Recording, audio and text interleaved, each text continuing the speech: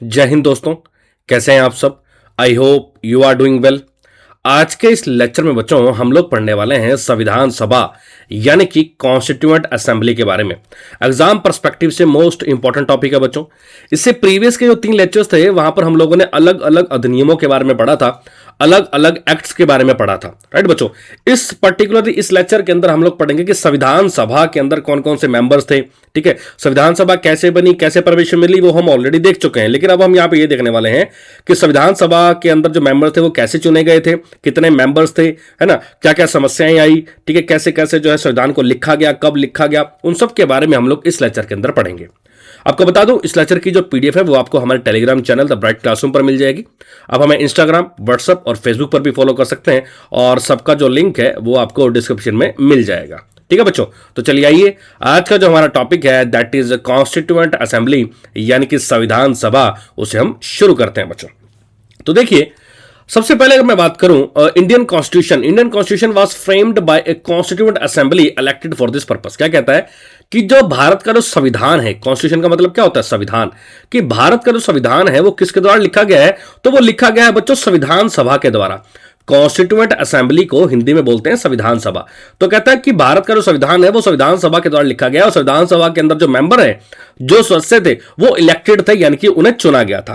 पहली बार हमने पढ़ा था कि 1934 के अंदर एम एन रॉय ने संविधान सभा को बनाने की मांग की थी। उसके बाद जो कांग्रेस पार्टी थी, दैट इज आईएनसी पार्टी, उन्होंने 1935 में डिमांड की थी कि भैया संविधान सभा होनी चाहिए और संविधान जो है भारत के लोगों द्वारा लिखा जाना चाहिए, राइट। उसके बाद बच्चों 1940 के अंदर अगस्त ऑफर आया था। प्रीवियस लेक्चर में बताया था मैंने आपको, अगस्त प्रस्ताव आया था जिसके तहत भारतीयों की जो डिमांड थी जो अपना संविधान लिखने की, ठीक है, संविधान सभा की, उसको रिकॉग्नाइज किया गया, उसको पहचान मिली कि हाँ भी बिल्कुल भारत के लोगों को संविधान लिखने की आजादी होनी चाहिए।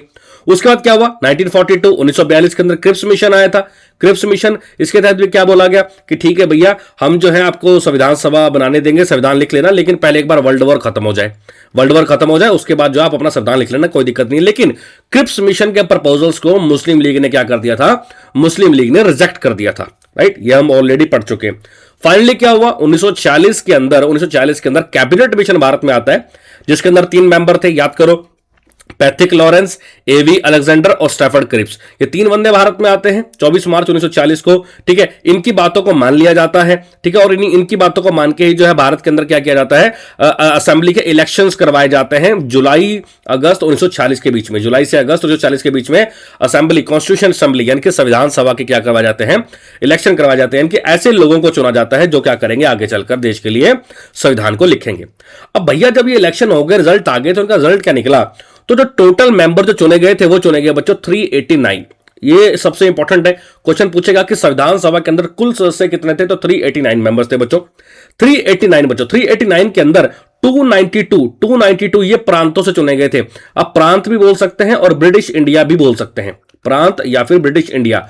तो ब्रिटिश इंडिया से कितने थे? 292 सदस्य थे, ठीक है। और उसके बाद बच्चों 93 सीटें कहां से थी? प्रिंसली स्टेट्स यानी कि जो राजा रजवाड़े वो कितने थे? तो वो थे 93, ठीक है। और चार थे बच्चों चीफ कमिश्नर प्रोविंसेस का मतलब क्या हो गया? इसको बच्चों कई बार ना एग्जाम में चीफ कमिश्नर प्रोविंसेस को कई बार एग्जाम में ब्रिटिश कमिश्नरी वर्ड भी लिख देता है, ब्रिटिश कमिश्नरी, ठीक है। उस टाइम पर 4 मेन ब्रिटिश कमिश्नरी थी। हर एक कमिश्नरी से एक कमिश्नर को बुलाया गया था और 4 मेन कौन कौन सी थी उसको याद करने का सिंपल सा ट्रिक है ABCD। क्या है? ABCD। ए से मतलब हो गया अजमेर, ठीक है। बी से मतलब हो गया बलूचिस्तान, सी से मतलब हो गया कुर्ग आपका पड़ता है कर्नाटका में, और डी से मतलब हो गया दिल्ली।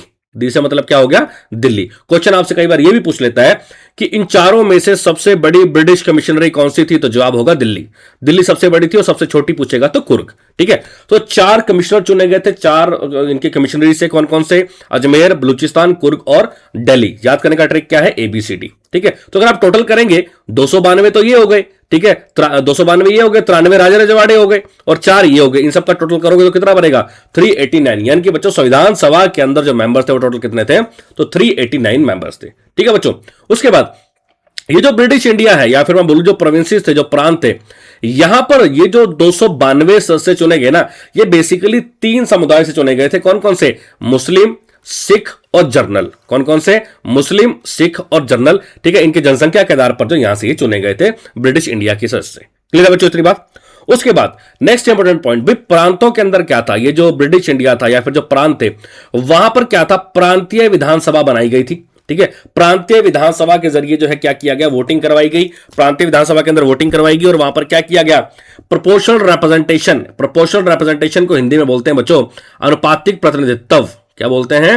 अनुपातिक प्रतिनिधित्व, ठीक है। अनुपातिक प्रतिनिधित्व के तहत सिंगल ट्रांसफरेबल वोट सिस्टम, यानी कि एकल संक्रमणीय मत। फिर रिपीट कर रहा हूं, जो इलेक्शन से चुने गए थे तो वो प्रोसेस कैसा था? प्रोपोर्शनल रिप्रेजेंटेशन, यानी कि अनुपातिक प्रतिनिधित्व, और सिंगल ट्रांसफरेबल वोट, यानी कि एकल संक्रमणीय मत। ये प्रोसेस होता है इलेक्शन का, हम इसको आगे चलकर पढ़ेंगे, बस अभी आप ये शब्द ध्यान रखिएगा। इनके तहत जो है ब्रिटिश इंडिया के सदस्यों को क्या कर दिया गया था? चुन लिया गया था, ठीक है। और जो प्रिंसली स्टेट्स के सदस्य थे, यानी कि जो राजा रजवाड़ों के सदस्य थे, उनको कैसे चुना गया? तो भाई कोई भी एरिया है वहां का जो राजा है, ठीक है, तो उस राजा को बोला गया कि भैया या तो आप आ जाओ, नहीं तो आप किसी को भेज दो। तो कई बार कई जगह राजा लोग आप पहुंचे, या फिर कई जगह उन्होंने क्या कर दिया? अपने किसी प्रतिनिधि को भेज दिया कि हमारी तरफ से तो ये बंदा संविधान लिखवाएगा, ठीक है। तो ध्यान रखिएगा, राजा रजवाड़े जो है सीधा भी आए और कुछ नॉमिनेट होकर आए, मनोनीत होकर आए।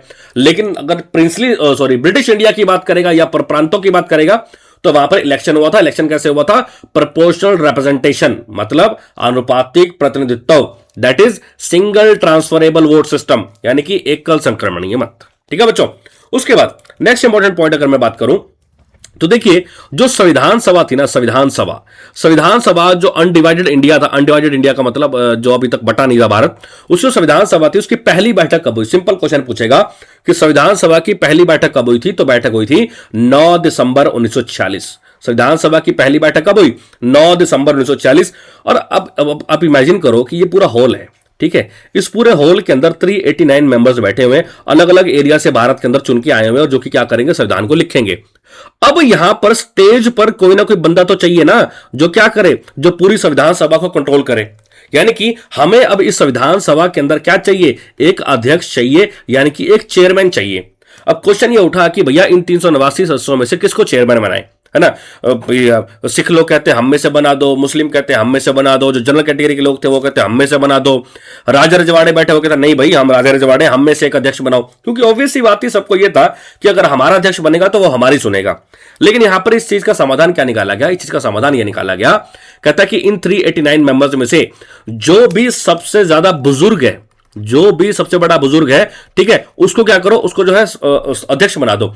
तो वहां पर सबसे ज्यादा जो बुजुर्ग थे वो थे सच्चिदानंद सिन्हा। नाम याद रखिएगा, एग्जाम पर्सपेक्टिव से इंपॉर्टेंट है। तो नाम क्या था? सच्चिदानंद सिन्हा। इनको जो है क्या कर दिया गया? इनको अध्यक्ष बना दिया गया। लेकिन ध्यान रखिएगा, इनको बनाया गया था अस्थायी अध्यक्ष, यानी कि टेम्परेरी चेयरमैन, ठीक है। एक बार टेम्परेरी इंटरिम प्रेसिडेंट बनाए गए। क्वेश्चन आपसे पूछेगा कि संविधान सभा की पहली बैठक कब हुई? 9 दिसंबर 1946। और संविधान सभा के अस्थायी अध्यक्ष किसको बनाया गया था? तो वो बनाया गया था बच्चों सच्चिदानंद सिन्हा को, ठीक है। अच्छा आपको बता दूं, ये सज्जन जो सिन्हा है ना, ये संविधान सभा के प्रोटेम स्पीकर भी थे, प्रोटेम स्पीकर भी थे। अब आप सोचेंगे कि भैया ये प्रोटेम स्पीकर क्या होता है? भैया हम आगे चलकर पढ़ेंगे, हमारे देश का जो संविधान है ना, हमने अलग अलग देशों से लिया है। वैसे ही प्रोटेम स्पीकर का जो पद है ना, ये भी हमने एक देश से लिया है, और उस देश का नाम है फ्रांस। प्रोटेम स्पीकर का पोस्ट हमने कहां से लिया? फ्रांस से लिया है। प्रोटेम स्पीकर क्या करता है? प्रोटेम स्पीकर शपथ दिलाता है। अब आप समझो, मैंने कहा कि सच्चिदानंद सिन्हा जो है वो संविधान सभा के अस्थायी अध्यक्ष थे, ठीक है। लेकिन मैं ये भी कह रहा हूं कि सच्चिदानंद सिन्हा जो है वो संविधान सभा के प्रोटेम स्पीकर भी थे। यानी कि संविधान सभा के जो मेंबर्स थे, जो सदस्य थे, उनको शपथ किसने दिलवाई थी? उनको शपथ दिलवाई थी डॉक्टर सच्चिदानंद सिन्हा ने। क्लियर है इतनी बात? तो ये कई बार कंफ्यूज हो जाते हैं बच्चे कि प्रोटेम स्पीकर क्या है, तो प्रोटेम स्पीकर में आपको कंफ्यूज नहीं होना है, ठीक है। उसके बाद बच्चों दूसरी बैठक हुई थी 11 तारीख को, 11 दिसंबर 1946 को। पहली कब हुई? 9 दिसंबर को। दूसरी कब हुई? 11 दिसंबर 1940 को। तो यहां पर सबसे पहले क्या कहा गया कि भैया हम कब तक अस्थायी अध्यक्ष से काम चलाएंगे, हम कब तक टेम्परेरी चेयरमैन से काम चलाएंगे? हमें क्या चाहिए? हमें चाहिए एक स्थायी अध्यक्ष, यानी कि परमानेंट चेयरमैन। तो यहां पर जो परमानेंट चेयरमैन चुने गए थे वो चुने गए थे बच्चों डॉक्टर राजेंद्र प्रसाद। कौन चुने गए? डॉक्टर राजेंद्र प्रसाद। अब आपसे एग्जाम में ऐसे पूछेगा कि भैया संविधान सभा के अस्थायी अध्यक्ष बताओ, तो जवाब क्या होगा? सदन सिन्हा। क्वेश्चन पूछ ले कि संविधान सभा के स्थायी अध्यक्ष बताओ, तो जवाब क्या होगा? डॉक्टर राजेंद्र प्रसाद। पर क्वेश्चन में सिंपल कह दे कि संविधान सभा के अध्यक्ष का नाम बताइए, ना उसने कहा स्थायी ना उसने कहा अस्थायी, लेकिन पेपर में ऑप्शन के अंदर दोनों दे रहा है, सदन सिन्हा जी का नाम भी दे रहा है और डॉक्टर राजेंद्र प्रसाद का नाम भी दे रहा है। तो हमारा सही जवाब क्या होगा? Doctor Rajendra Prasad. Doctor Rajendra Prasad would be the right answer. ठीक है बच्चों यहां तक। उसके बाद तीसरी बैठक कब हुई? 13 दिसंबर 1946। 13 दिसंबर 1946 को तीसरी बैठक हुई थी। याद करना बड़ा आसान है भाई, पहली 9 दिसंबर को, दूसरी 11 दिसंबर को, तीसरी 13 दिसंबर को। 9 11 13 सन सेम ही है, 1940 1940 1946। अब 13 दिसंबर 1946 को पंडित जवाहरलाल नेहरू जी ने क्या किया? पंडित जवाहरलाल नेहरू जी ने इस बैठक के अंदर ऑब्जेक्टिव रेजोल्यूशन को लेकर आए। इसको हिंदी में बोलते हैं बच्चों उद्देश्य प्रस्ताव। क्या बोलते हैं? उद्देश्य प्रस्ताव। क्वेश्चन सिंपल पूछेगा कि उद्देश्य प्रस्ताव यानी कि ऑब्जेक्टिव रेजोल्यूशन कौन लेकर आया था? तो ये लेकर आया था पंडित जवाहरलाल नेहरू जी। ठीक है, और जो है इसे कब लाया गया था? तो तारीख क्या थी? 13 दिसंबर 1946। देखिए बच्चों, ऑब्जेक्टिव रेजोल्यूशन कुछ नहीं है। ऑब्जेक्टिव रेजोल्यूशन को वही है जिसे हम आज के टाइम में बोलते हैं प्रियम्बल। क्या बोलते हैं? प्रियम्बल, जिसे हिंदी में कहा जाता है प्रस्तावना। क्या बोलते हैं? प्रस्तावना। आप कोई भी अपनी बुक उठाएंगे एनसीईआरटी की, तो उसका आपको स्टार्टिंग में दिखेगा ना, एक प्रियम्बल है, उसके ऊपर लिखा होता है we the people of India having solemnly resolve to constitute India into a sovereign democratic republic and to secure to all citizen etcetera etcetera etcetera, है ना। तो वही है प्रियम्बल। सिंपल सी भाषा में कहें तो प्रस्तावना का मतलब क्या होता है? प्रियम्बल का मतलब क्या है? कि संविधान का हल्का सा इंट्रोडक्शन कि हमारा जो संविधान है उसका क्या एम है, क्या ऑब्जेक्टिव है, क्या लक्ष्य है हमारा, है ना, क्या बेसिस है, किस आधार पर, क्या फिलॉसफी है हमारे संविधान की। तो उसी को क्या बोला गया? ऑब्जेक्टिव रेजोल्यूशन, जिसे हम आज के टाइम में क्या बोलते हैं? हमें इसे आज के टाइम में बोलते हैं बच्चों प्रियम्बल यानी कि प्रस्तावना। क्लियर है बच्चों? अब देखिए यहां पर एक चीज इंपॉर्टेंट है। अब जस्ट अभी मैंने आपको बताया कि 13 दिसंबर 1946 को उद्देश्य प्रस्ताव को जो है संविधान सभा में पेश किया गया था, राइट। क्वेश्चन आपसे यह पूछ लेगा कि भैया संविधान सभा को पारित कब किया, मंजूरी कब मिली, पास कब हुआ? तो तारीख है 22 जनवरी 1947, यानी कि अगला महीना। दिसंबर 1940 के बाद अगला महीना जनवरी 1947 और तारीख क्या थी? 22। तो ध्यान रखिएगा, क्वेश्चन को बड़े ध्यान से पढ़ना है। अगर क्वेश्चन पूछे कि पेश कब हुआ तो 13 दिसंबर 1946, क्वेश्चन पूछे पारित कब हुआ तो 22 जनवरी 1947। क्लियर है बच्चों? उसके बाद एक चीज और आपको पता होनी चाहिए, संविधान सभा के अंदर ना बच्चों एक कॉन्स्टिट्यूशनल एडवाइजर को भी नियुक्त किया गया था। अब आप पूछेंगे ये क्या होता है? कॉन्स्टिट्यूशनल एडवाइजर का मतलब हो गया बच्चों संवैधानिक सलाहकार। संवैधानिक सलाहकार को भी चुना गया था। अब आपसे क्वेश्चन में यह पूछ लेगा कि संविधान सभा के संवैधानिक सलाहकार कौन थे? तो उनका नाम था बच्चों BN राव। BN राव, इनका पूरा नाम है बच्चों बेनेगल नरसिम्हा राव। बेनेगल नरसिम्हा राव, ये जो है इनका पूरा नाम था, बेनेगल नरसिम्हा राव। इनके बारे में बता दूं, ये जम्मू कश्मीर के पहले मुख्यमंत्री थे। He was the first chief minister of Jammu Kashmir. ठीक है, आप लोगों ने ICJ का नाम सुना होगा। ICJ, international court of justice. International court of justice Hindi में नाम दिया गया है अंतरराष्ट्रीय न्यायालय। अंतरराष्ट्रीय न्यायालय। आपको बता दूं, BN राव पहले भारतीय थे। He was the first Indian, पहले भारतीय थे जो अंतरराष्ट्रीय न्यायालय के क्या बने थे? जज बने थे। अंतरराष्ट्रीय न्यायालय नीदरलैंड देश का एक शहर है, द हेग, वहां पर है। नीदरलैंड देश का एक शहर है द हेग, वहां पर अंतरराष्ट्रीय न्यायालय। तो क्वेश्चन आपसे पूछ लिया जाए कि अंतरराष्ट्रीय न्यायालय में भारत के पहले न्यायाधीश, पहले जज कौन थे? तो जवाब क्या हो जाएगा? जवाब होगा BN Rao, that is Benegal Narasimha Rao. ठीक है बच्चों? उसके बाद जब पहली बैठक हुई थी ना बच्चों, पहली बैठक कब हुई थी? 9 दिसंबर 1940 को। तो पहली बैठक में मुस्लिम लीग ने जो है कड़ा विरोध किया था। पहली बैठक में मुस्लिम लीग ने विरोध किया और वो मुस्लिम लीग के जो मेंबर्स थे वो वहां से चले गए। और यानी कि हम ये कह सकते हैं कि पहली बैठक में, अब टोटल मेंबर तो 389 चुने गए थे, तो पहली बैठक में कितने मेंबर्स हैं जिन्होंने मीटिंग को अटेंड किया था? तो वो जवाब होगा बच्चों 211। पहली बैठक के अंदर जो है टोटल 211 मेंबर्स थे जिन्होंने इस बैठक को क्या किया गया था? अटेंड किया था। तो ये भी क्वेश्चन इंपॉर्टेंट है कि पहली बैठक कितने मेंबर्स ने अटेंड की? 211, लेकिन टोटल कितने मेंबर्स थे? तो जवाब क्या हो जाएगा? 389। क्लियर है बच्चों यहां तक? उसके बाद नेक्स्ट इंपॉर्टेंट पॉइंट हुआ क्या, जो आपको पता ही है, माउंटबैटन प्लान आया था, जिसको हम 3 जून प्लान भी बोलते हैं। माउंटबैटन प्लान के तहत क्या हुआ? 2 नेशन थ्योरी आई कि 2 देश बनेंगे। ठीक है, तो 2 देश बनेंगे तो बोले संविधान सभा भी दोनों देशों के अलग अलग होनी चाहिए। है ना। पाकिस्तान के लिए अलग होनी चाहिए, भारत के लिए अलग होनी चाहिए। इसलिए भारत का कुछ एरिया कहां पर जाना था, पाकिस्तान के अंदर जाना था। जैसे आपका ईस्ट बंगाल हो गया, ईस्ट बंगाल जैसे ये हमारा प्यारा भारत है आज की डेट का, ठीक है। तो यहां पर ये जो बांग्लादेश है ना, बांग्लादेश, इसको ईस्ट बंगाल बोलते थे पहले, ठीक है। और कौन सा एरिया था, नॉर्थ वेस्ट फ्रंटियर प्रोविंस, ये वाला एरिया जो अफगानिस्तान और पेशावर वाला एरिया, यहां पर ये भी पाकिस्तान ले गया। उसका वेस्ट पंजाब, हमारा जो प्यारा पंजाब है, पंजाब का जो वेस्ट वाला पार्ट है ये भी पाकिस्तान में चला गया। बलूचिस्तान, यहां पर है बलूचिस्तान, वो भी पाकिस्तान ले गया। सिंध, ये वाला एरिया यहां पर है सिंध, वो भी पाकिस्तान ले गया। साइलहट डिस्ट्रिक्ट ऑफ असम, ये भी बांग्लादेश का कुछ हिस्सा जो असम के अंदर आता था वो भी पाकिस्तान ले गया, है ना।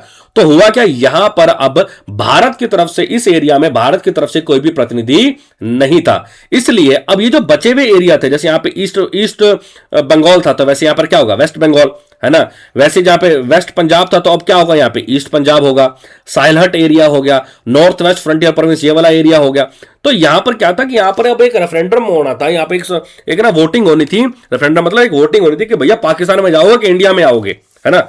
तो उस वोटिंग करवाई गई, जिसके तहत क्या हुआ, फाइनली जो संविधान सभा के टोटल 389 मेंबर्स थे ना, वो कम होकर कितने आ गए, 299। कितने हो गए, 299 आ चुके थे। यानी कि शुरुआत में जब मुस्लिम लीग साथ में थी तो 389 थे, लेकिन जब ये इलेक्शन वगैरह करवाए गए और जब बोला गया कि अलग से पाकिस्तान बनेगा तो हमारी संविधान सभा भी अलग से बनाओ, तब ये स्ट्रेंथ घटकर कितनी होगी, 299। तो 299 मेंबर्स ही रह गए, जिसमें से 229 ब्रिटिश इंडिया के थे, 229, ठीक है। 229 इंडियन प्रोविंसेस के थे, और 70 कौन रह गए थे, राज रजवाड़ों के। क्लियर है बच्चों, इतनी बात समझ में आ गई। बड़ा सिंपल सा है, कोई भी ऐसे इसमें मुश्किल नहीं है, ठीक है। उसके बाद हुआ क्या, 14 अगस्त 1947 को जो संविधान सभा से वो दोबारा से एकत्रित हुई और खुद को अपनी जो घोषणा की कि हम क्या हैं, हम सवर्जन कॉन्स्टिट्यूट असेंबली है, यानी कि हम संप्रभुता संविधान सभा है, कि अब हम किसी के इशारों पर नहीं चलेंगे। पाकिस्तान को अलग होना था, वो अलग हो चुके हैं, ठीक है। वो अपनी संविधान सभा में काम कर रहे हैं, हम अपनी संविधान सभा में क्या करेंगे, काम करेंगे। क्लियर है। अब ये जो संविधान सभा थी ना, ये जो कॉन्स्टिट्यूएंट असेंबली थी, इसने एक लेजिस्लेटिव बॉडी की तरह काम किया है, यानी कि इसने एक विधान पालिका की तरह काम किया है। विधान पालिका का मतलब क्या होगा, कानून बनाना। तो इन्होंने क्या किया, देश के लिए कुछ ऑर्डिनरी कानून बनाया, जिन कानूनों की जरूरत थी उनको इन्होंने बनाया, ठीक है ना। और जब तक संविधान पूरा नहीं हो जाता, बोले तब तक इन कानूनों को मानना पड़ेगा देश के लोगों को। और फाइनली मार्च 1952 तक जो है ये प्रोविजनल पार्लियामेंट की तरह भी उन्होंने काम किया। हम कह सकते हो एक अस्थायी संसद की तरह भी काम किया है ना। जैसे होता ना कि एक बार टेम्परेरी संसद बना दो जब तक हमारी परमानेंट संसद नहीं बन जाती, ठीक है। तो ये सब जो संविधान सभा के अंदर जो मेंबर्स थे 299, उन सब का ही ये योगदान था, वो सभी इससे क्या थे, मेंबर्स थे। क्लियर बच्चों, इतनी बात। उसके बाद नेक्स्ट इंपॉर्टेंट चीज देखिए, संविधान को लिखने के लिए ना अलग अलग समितियां बनाई गई थी, अलग अलग कमेटीज बनाई गई थी। कमेटीज का मतलब होता है बच्चों समितियां। तो क्वेश्चन आपसे पूछ ले कि भैया कितनी समितियां बनाई गई थी, तो 22, ठीक है। 22 समितियां बनाई गई थी अलग अलग चीजों को टैकल करने के लिए, अलग अलग चीजों को लिखने के लिए। अब हम यहां पे कुछ एक समितियां, उनके अध्यक्ष के नाम याद करेंगे, एग्जाम पर्सपेक्टिव से बड़ा ही इंपॉर्टेंट है। जैसे एक थी ड्राफ्टिंग कमेटी, मोस्ट इंपॉर्टेंट है एग्जाम पर्सपेक्टिव से। ड्राफ्टिंग कमेटी को बोलते हैं बच्चों प्रारूप समिति, या फिर मसौदा समिति भी बोल सकते हो, प्रारूप या मसौदा समिति। इसके अध्यक्ष कौन थे, तो डॉक्टर BR अम्बेडकर, ठीक है। दूसरी आती है union powers committee. Union powers committee, इसको बच्चों हिंदी में बोलते हैं संघ शक्तियां समिति। संघ शक्तियां समिति मैं बोलता चलता हूं, आप साथ साथ लिखते रहिएगा। संघ शक्तियां समिति, इसके जो अध्यक्ष थे, चेयरमैन थे, उनका नाम था पंडित जवाहरलाल नेहरू। नेक्स्ट आती है बच्चों प्रोविंशियल कॉन्स्टिट्यूशन कमेटी, तो इसको हिंदी में बोलते हैं बच्चों हम प्रांतीय संवैधानिक समिति। क्या बोलते हैं, प्रांतीय संवैधानिक समिति, और इसके अध्यक्ष थे सरदार वल्लभ भाई पटेल। उसके बाद नेक्स्ट आती है बच्चों स्टीयरिंग कमेटी, यानी कि संचालन समिति। स्टीयरिंग कमेटी यानी कि संचालन समिति, इसके अध्यक्ष थे बच्चों डॉक्टर राजेंद्र प्रसाद। कौन थे, डॉक्टर राजेंद्र प्रसाद। नेक्स्ट आती है बच्चों committee on fundamental rights and minorities, यानी कि मौलिक अधिकारों और अल्पसंख्यकों की समिति। मैं फिर से रिपीट कर रहा हूं, लिखिएगा, मौलिक अधिकारों और अल्पसंख्यकों की समिति, और इसके अध्यक्ष थे सरदार वल्लभ भाई पटेल। कौन थे, सरदार वल्लभ भाई पटेल, ठीक है। और कौन कौन सी मेजर कमेटी हैं, तो एक थे बच्चों यूनियन कॉन्स्टिट्यूशन कमेटी, यानी कि संघीय संवैधानिक समिति। क्या नाम होगा, यूनियन कॉन्स्टिट्यूशन कमेटी, यानी कि संघीय संवैधानिक समिति, और इसके अध्यक्ष कौन थे, पंडित जवाहरलाल नेहरू, ठीक। नेक्स्ट आती है स्टेट्स कमेटी। स्टेट्स कमेटी को हिंदी में बोलेंगे राज्य समिति। राज्य समिति, इसके अध्यक्ष कौन थे, तो जवाब होगा पंडित जवाहरलाल नेहरू। नेक्स्ट है बच्चों rules of procedure committee. Rules of procedure को आप हिंदी में बोलेंगे नियम प्रक्रिया समिति। नियम प्रक्रिया समिति। और इसके अध्यक्ष कौन थे? तो इसके अध्यक्ष थे बच्चों डॉक्टर राजेंद्र प्रसाद। कौन थे? तो डॉक्टर राजेंद्र प्रसाद। क्लियर है यहां तक? उसके बाद बच्चों कुछ एक माइनर कमेटीज भी थी, कुछ एक छोटी मोटी कमेटीज भी थी, उनके बारे में पता होना चाहिए आपको, एग्जाम पर्सपेक्टिव से इंपॉर्टेंट है। जैसे ad hoc committee on national flag, यानी कि राष्ट्रीय ध्वज पर अस्थायी समिति। एडहॉक कमेटी नेशनल फ्लैग, राष्ट्रीय ध्वज की अस्थायी समिति, chairman doctor Rajendra Prasad. Orders of business committee, यानी कि व्यापारिक समिति, व्यापारिक समिति, और इनका जो नाम है, जो चेयरमैन, जो इसके अध्यक्ष थे, उनका नाम है के एम मुंशी। के एम मुंशी, के मतलब कुंजीलाल, एम मतलब माणिकलाल, एम मतलब मुंशी। ठीक है, कुंजीलाल माणिकलाल मुंशी। नेक्स्ट आती है बच्चों committee on the functions of the constituent assembly, यानी कि संविधान सभा के कार्यों के लिए समिति। तो उनका नाम है G V Mavalankar. G V Mavalankar, Ganesh Vasudev Mavalankar, यही आगे चलकर लोकसभा के पहले अध्यक्ष भी बनते हैं। ठीक है। नेक्स्ट है ad hoc committee on citizenship, यानी कि नागरिकता के लिए अस्थायी समिति। Ad hoc committee on citizenship, नागरिकता के लिए अस्थायी समिति। तो इसके अध्यक्ष थे बच्चों एस वर्धाचारी। एस वर्धाचारी। ठीक है बच्चों, तो कमेटी सारी क्लियर हो चुकी होंगी आई गेस। उसके बाद नेक्स्ट इंपॉर्टेंट पॉइंट, मैंने जस्ट अभी आपको बताया था कि सभी समितियों में से एक समिति है जो सबसे इंपॉर्टेंट है, that is drafting committee. Drafting committee को बच्चों हिंदी में बोलते हैं प्रारूप समिति या फिर मसौदा समिति। क्वेश्चन सीधा पूछेगा कि भैया प्रारूप समिति या मसौदा समिति या ड्राफ्टिंग कमेटी, इसके अंदर टोटल मेंबर कितने थे? तो टोटल 7 मेंबर थे बच्चों। कितने थे? 7 मेंबर। और इसकी स्थापना कब हुई थी? इस कमेटी को कब बनाया गया था? इस कमेटी को बनाया गया था 29 अगस्त 1947 को। कब बनाया गया? 29 अगस्त 1947 को। अब भाई 7 में से एक तो चेयरमैन थे, चेयरमैन का नाम क्या है? Doctor B R Ambedkar. Direct पूछेगा कि ड्राफ्टिंग कमेटी के अध्यक्ष का नाम बताइए, तो डॉक्टर बी आर अम्बेडकर। लेकिन बाकी के 6 अन्य मेंबर्स कौन कौन से थे? तो N Gopalaswami Ayyangar, Alladi Krishnaswamy Iyer, N Gopalaswami Ayyangar, Alladi Krishnaswamy Iyer, K M Munshi, Mohammad Saadulla, B L Mitter और डीपी खैतान। फिर रिपीट कर रहा हूं, एन गोपाल स्वामी अयंगर। ठीक है, मैं यहां पे लिख भी देता हूं, कई बार बच्चों को दिक्कत होती है। N Gopalaswami Iyengar. ठीक है। दूसरे कौन थे? Aladi Krishna Swami Iyer, K M Munshi, Mohammad Saadulla, B L Mitter and D P Khaitan. आपको बता दूं, जो बी एल मित्तर है ना, बी एल मित्तर, ठीक है, इनकी जगह पहले थे एन माधव राव। पहले कौन थे? एन माधव राव। लेकिन एन माधव राव बीमार हो गए थे, उसके बाद इनको किसी ने रिप्लेस कर लिया था? बी एल मित्तर जी ने। वैसे डीपी खैतान की बात करें तो इनकी जगह पहले थे टीटी कृष्णमचरी। टीटी कृष्णमचरी थे, और आपको बता दूं डीपी खैतान जो थे, डीपी खैतान, ठीक है, ये बीमार, इनकी डेथ हो गई थी, डीपी खैतान की डेथ हो गई थी, और इनको किसने रिप्लेस कर लिया था? तो इनको रिप्लेस कर लिया था टीटी कृष्णमचरी जी ने। ठीक है बच्चों, तो ये 7 मेंबर्स आपको ध्यान में रखनी है, एग्जाम पर्सपेक्टिव से इंपॉर्टेंट है। उसके बाद क्वेश्चन आपसे पूछ लेगा कि संविधान सभा, कॉन्स्टिट्यूएंट असेंबली ने, संविधान सभा ने नेशनल फ्लैग यानी कि राष्ट्रीय ध्वज को कब अपना लिया था? तो ये अपना लिया था बच्चों 22 जुलाई 1947 को। मोस्ट इंपॉर्टेंट एग्जाम पर्सपेक्टिव से 22 जुलाई 1947 को जो है राष्ट्रीय ध्वज को अपना लिया था कॉन्स्टिट्यूएंट असेंबली ने, यानी कि संविधान सभा ने। ठीक है। और राष्ट्रीय ध्वज किसने डिजाइन किया था? तो पिंगली वेंकैया ने जो है इसको क्या किया था? डिजाइन किया था। मैं यहां पे लिख भी देता हूं, पिंगली वेंकैया जी ने जो है राष्ट्रीय ध्वज को क्या किया था? डिजाइन किया था। उसके बाद क्वेश्चन से पूछे national anthem and national song, यानी कि राष्ट्रीय गान और राष्ट्रीय जो हमारा राष्ट्रीय गान और राष्ट्रीय जो गीत है वो कब अपनाए गए थे? तो वो एक ही दिन अपनाए गए थे, 24 जनवरी 1950 को। 24 जनवरी 1950 को। कई बुक्स में ना डेट अलग अलग है, कई बुक्स में ऐसा कहता है कि जी राष्ट्रीय गान तो 24 जनवरी को, राष्ट्रीय गीत 26 जनवरी को, तो वो गलत है। तो ध्यान रखिएगा, राष्ट्रीय गान और राष्ट्रीय गीत दोनों के दोनों जो है एक ही दिन जो है इनको अपनाया गया था, और उस दिन तारीख क्या थी? उस दिन तारीख थी 24 जनवरी 1950। ठीक है बच्चों। उसके बाद क्वेश्चन पूछेगा कि संविधान लिखने में कितना टाइम लग गया? तो 2 साल 11 महीने 18 दिन। 2 साल 11 महीने 18 दिन। लिखना कब शुरू हुआ था? 9 दिसंबर 1946। बनकर कब तैयार हो गया? 26 नवंबर 1949। बनकर कब तैयार हो गया? 26 नवंबर 1949। जब टाइम कैलकुलेट करेंगे तो टाइम बनेगा 2 साल 11 महीने और 18 दिन। ठीक है ना। और इसी दिन 26 नवंबर 1949 को ही संविधान के ऊपर क्या कर दिए गए थे? साइन कर दिए गए थे। क्वेश्चन पूछेगा कि 26 नवंबर 1949 को कितने लोगों ने साइन किए थे? 284 सदस्यों ने, क्योंकि हमारे पास तो 299 बच गए थे ना बस, 299 में से 284 मेंबर्स थे जिन्होंने संविधान के ऊपर क्या किए थे, साइन किए थे।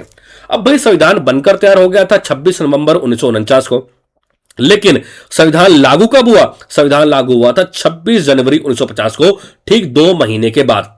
2 महीने के बाद जो है संविधान लागू हुआ था। अब आप याद करो, हिस्ट्री के अंदर मैंने आपको पढ़ाया है कि संविधान जो है 26 जनवरी को ही क्यों लागू हुआ। इसके लिए हमें फ्लैशबैक में जाना पड़ेगा।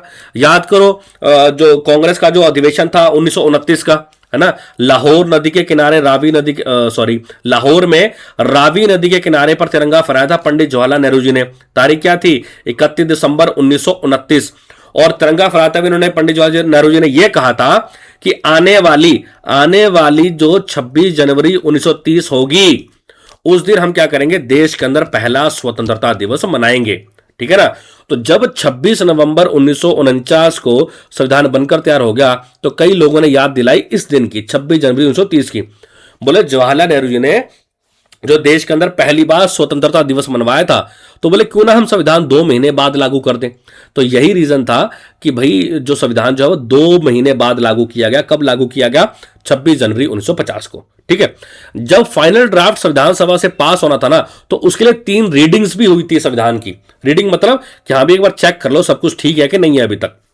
तो 3 रीडिंग। पहली रीडिंग कब हुई? 4 से 9 नवंबर 1948। ये डेट्स बड़ी इंपॉर्टेंट है। पहली रीडिंग कब हुई? तो 4 से 9 नवंबर 1948। उसके बाद दूसरी रीडिंग, सेकंड रीडिंग कब हुई? अक्टूबर 1949 में। कब हुई? अक्टूबर 1949 में। और थर्ड रीडिंग, तीसरी रीडिंग कब हुई? तो 14 नवंबर से 26 नवंबर 1949। 14 नवंबर से 26 नवंबर 1949 तीसरी रीडिंग जो है यहां पर हुई थी।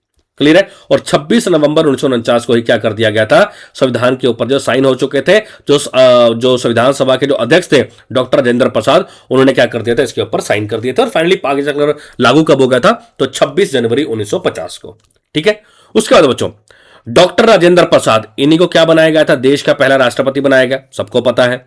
1951-52 के अंदर जो है पहली बार इलेक्शन हुए थे, जिसके बाद संसद की जो है भारत के अंदर क्या हुई थी, स्थापना हुई थी। क्वेश्चन आपसे पूछ लिया जाता है कि पहले आम चुनाव, पहले जनरल इलेक्शन कब हुए थे? तो जवाब क्या हो गया? 1951-52 में। नेक्स्ट को इंपॉर्टेंट पॉइंट क्या कहता है? कहता है कि भैया जो है पहली बार संविधान के अंदर अमेंडमेंट कब हुआ? पहली बार संविधान के अंदर संशोधन कब हुआ था? तो वो हुआ था 1951 में। ठीक है। तो क्या संशोधन हुआ था, किस सन, कैसे हुआ था, क्या नंबर था, तो वो सारा हम आगे चलकर देखेंगे। बस अब इतना ध्यान रखिए कि संविधान के अंदर पहला संशोधन कब हुआ था? तो 1951 में हुआ था। ठीक है ना बच्चों। अब एक चीज और आपको बता दूं, जिस टाइम पे संविधान लिखा गया, यानी कि जिस टाइम पे लागू हुआ 26 जनवरी 1950, उस टाइम पे संविधान के अंदर थे 22 पार्ट, यानी कि 22 भाग, 395 अनुच्छेद, यानी कि 395 आर्टिकल को हिंदी में बोलते हैं बच्चों अनुच्छेद, और 8 थे शेड्यूल, यानी कि 8 थी अनुसूचियां। यह बात तब की है जिस टाइम पे संविधान बनकर तैयार हुआ और लागू हुआ। 22 भाग, 395 अनुच्छेद और 8 अनुसूचियां। लेकिन अगर हम आज की डेट की बात करें, तो आज की डेट में बच्चों 25 तो पार्ट्स हैं, यानी कि 25 हैं भाग। अनुच्छेद पहले 395 थे, आज की डेट में बच्चों 448 आर्टिकल, यानी कि 448 अनुच्छेद हैं आज के डेट में। पहले 8 अनुसूचियां थी, अब हैं 12 स्केड्यूल, यानी कि 12 अनुसूचियां।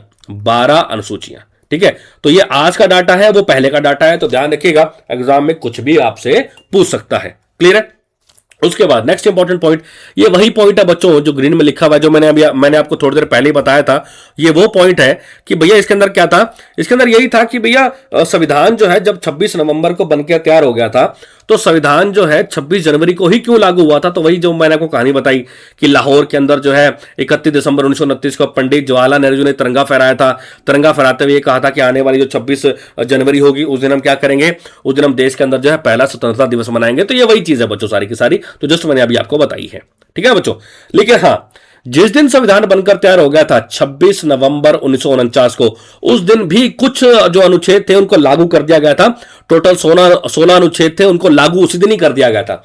संविधान लागू हुआ है 26 जनवरी को, नो डाउट, लेकिन कुछ अनुच्छेदों को 26 नवंबर को ही लागू कर दिया गया था।